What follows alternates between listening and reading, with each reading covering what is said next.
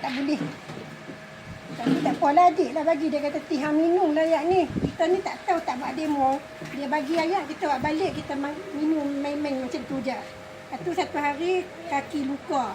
Ditakdirkan kaki luka tu, lepas tu dia pun main dua.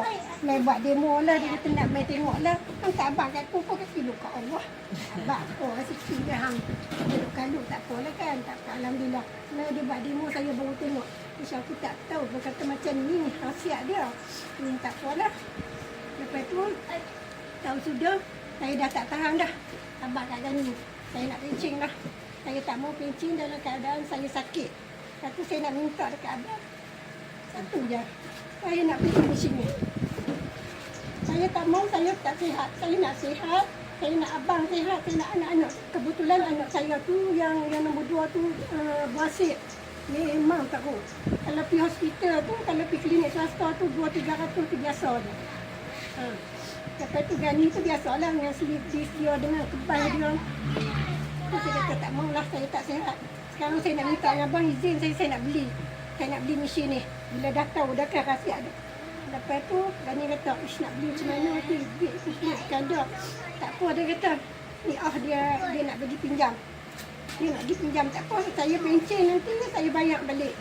Lepas tu, dah tak sihat, tak apalah saya dah sign dah. Patutnya tahun depan baru pencen. Lepas tu dah tak boleh dah. Di sekolah kita duduk moyok seorang-seorang. Tak pernah cakap lagi dalam perhimpunan, tak pernah cakap apa lagi.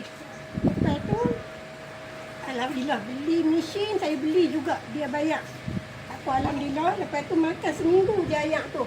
Saya pergi sekolah, saya rasa, saya bergerak ke sana kemari, saya duduk dalam kawan-kawan tengok heran, Kak Tih, kan pasal phone ni sihat, lain macam kan. Lepas tu saya tak pernah bercakap lama dalam perhimpunan. Ambil mikrofon bercakap, lepas tu saya tengok, sihat.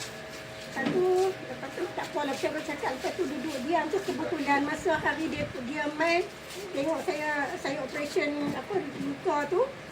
Dia buat demo, ada seorang cikgu tu daripada Negeri Sembilan, dia main ziarah. Lepas tu dia tanya saya, tu siapa dia? Kata, adik dia nak main ziarah, maksudnya dia nak main perkenal mesin tu lah. Kata, mesin apa kata? Kangen. Saya duk cari mesin ni. Zul, suami dia duk minum daripada Negeri Sembilan lagi. Tu, jangan main. Nanti ni Mona main ambil jaya. Tak apalah. Lepas tu minum seminggu saja. Tapi bila dah tahu dah khasiat ni, memang guna sepenuhnya. Beli mahal. Kita bukan ada duit. Beli mahal, memang guna sepenuhnya. Minum. Sagi gani tu saya letak atas meja. Abang jangan lupa minum. Yang anak tu tak payah cerita lah. Mereka muda, mereka reti jaga sendiri. Kita ni kadang-kadang lupa. Kenapa ingat? Minum tu, dia tu saya tak pernah dengar. Dia kata, kebah. Kadang-kadang kalau sebelum ni, dia selalu kata, Tih, rasa macam ni lah, rasa macam nak jalan tak boleh lah, dia kebas tangan kata apa. Setelah minum ayak tu 11.5 tu ayak tu minum waktu pagi sebelum kita makan subuh dengan kita nak tidur. 11.5 tu sebab ayak tu halus, dia boleh menembusi saluran dia cepat. 9.5 tu kita minum hari-hari yang tu banyak. Paling-paling kuman pun saya 1 liter. Bangun pagi tu saya ambil 500 liter tu, saya 500 ml tu saya minum. Dia cuci. Elok kita buat semayang tahajud sebelum subuh tu, dan kita pergi ayak tiap pagi. Macam tu. Jadi kita sihat lah. Syukur Alhamdulillah bila minum tu kawan-kawan tengok kat pilai. Kita buatlah minum ayak tu kat tiba buat kata minum. Tak apa lah. Kita pun dah pencen. Hari-hari, 2-3 hari, dia pun letak kat tiang tak ayak. Angkut ayak lah, taklah tak dah nak angkut. Angkut ayak bukan apa, bukan fikir apa, fikir kita sihat, kita nak orang lain pun juga. Kalau kita ayak tu 5 liter tu RM6, tak padan. Kalau ayak dekat supermarket tu berapa harga dia. Tapi kita ingat, kita ni tak mau sihat. Orang share dengan orang lain. Apa dia yang kita fikir, pahala yang kita nak dapat, pahala tu lah kita nak. Bukannya mudah.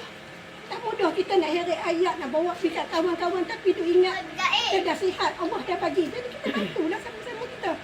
Hal lain tu rezeki hal lain tu, biarlah dia mai kemudian. Bagi sihat pun Alhamdulillah.